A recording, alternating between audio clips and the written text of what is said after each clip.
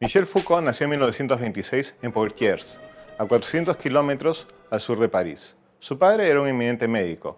El pequeño Michel devoraba libros de historia. Le fascinaba saber cómo se habían originado las mentalidades. Eso influirá bastante en su pensamiento futuro.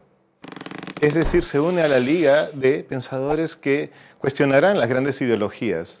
¿Cómo es posible que en el siglo XX hubieran habido 2 guerras mundiales?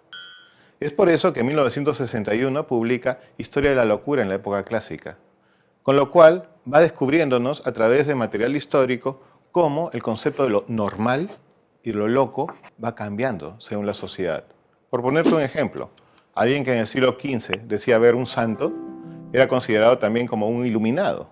En cambio, imagínate a alguien en el siglo XXI que dice ver un santo, probablemente lo metan en una institución psiquiátrica.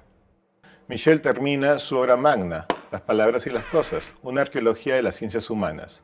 No es gratuito la arqueología, es decir, explorar cómo se originan las mentalidades y los pensamientos de una época. Él genera la palabra discurso. No es, y no confundir, con la idea de que yo me paro y doy una suerte de acto oratorial frente a un público. No, se refiere a otra cosa. El discurso es la construcción social de la verdad. Es decir, cómo se ha ido construyendo lo que nosotros creemos que es moral, ético, bello, placentero, correcto o malvado en general. Foucault dice que el poder, es decir, un conjunto de instituciones que puede ser la iglesia, los grupos de poder económico, los grupos que han tenido hegemonía política y que poco a poco van generando una serie de normas que ya están interiorizadas en nosotros. ¿Cómo?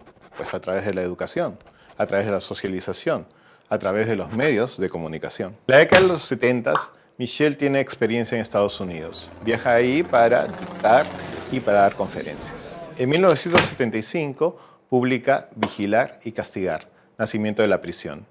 Aquí nos enseña cómo ha ido cambiando la idea del concepto de criminal y sobre todo cómo ha ido cambiando la idea de castigar.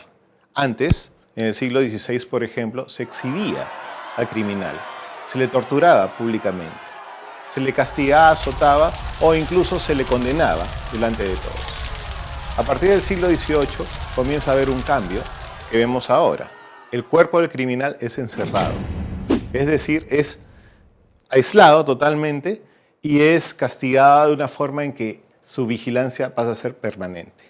Desarrolla la idea arquitectónica que estaba de moda, el panóptico, es decir, una torreta gigante en el medio de la cárcel donde los guardianes pueden saber exactamente cada uno de los movimientos de los malhechores encerrados ahí. Esta metáfora, el panóptico, lo llevará a entender cómo en realidad la sociedad vigila no solamente a sus delincuentes, sino a nosotros mismos. Eso es lo maravilloso de Michel Foucault. Cada cosa que estudia la convierte en una metáfora. Es decir, este panóptico, por ejemplo, que todo lo vigila y lo puede castigar a todo también, es una metáfora de la sociedad en general. Cómo las instituciones quieren que nuestros cuerpos sean dóciles. Por ejemplo, acuérdate en el colegio cuando marchabas. Acuérdate cómo tenías que sentarte. Acuérdate cómo tenías que pararte. Acuérdate cómo tenías que relacionarte con el profesor. Porque si no, podría ser castigado. Las instituciones son realmente las que nos vigilan. Somos nosotros mismos. ¿Por qué? Porque el discurso ya ha sido interiorizado a través de la educación y la socialización. Y entonces te das cuenta que estamos juzgando constantemente al otro. Y también tenemos vergüenza de hacer cosas que creemos no son correctas. Es decir, los mejores policías que tenemos somos nosotros mismos y también los peores. Porque no podemos hacer las cosas libremente por el miedo a ser juzgados. El famoso temor al ¿qué dirán? No es de extrañar que el siguiente libro de Michel Foucault haya sido Historia de la sexualidad.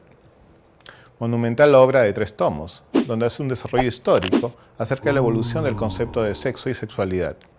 Interesante, en algún momento fue algo normal, después pasó a ser pecado, después un elemento médico, después un elemento psicoanalítico, siempre apropiado y controlado por las instituciones y los especialistas. Nos invita a pensar, ¿algún día recuperaremos nuestro cuerpo para nosotros mismos? Testigo de la Segunda Guerra Mundial. Participante indirecto de las rebeliones estudiantiles de mayo del 68, donde los jóvenes pedían una educación universitaria más flexible, democrática y abierta. Testigo también del hipismo, donde se buscaba volver a las bases naturales en contra de estas ideologías que solamente habían llevado a la guerra. Michel Foucault no es ajeno a nosotros, es decir, no es un filósofo que tendríamos que ver como lejano o en todo caso que no deberíamos integrarlos a nuestra realidad. ¿Te has dado cuenta que nosotros formamos parte de un discurso postcolonial? Es decir, un discurso en el cual el machismo, la homofobia, el racismo están casi naturalizados, un discurso que fue hecho políticamente para dominar. Las mentalidades cambian mucho más lento que las estructuras sociales. Y creo que nuestro amigo francés nos ayudó a entender que los discursos pueden cambiar porque son creaciones humanas.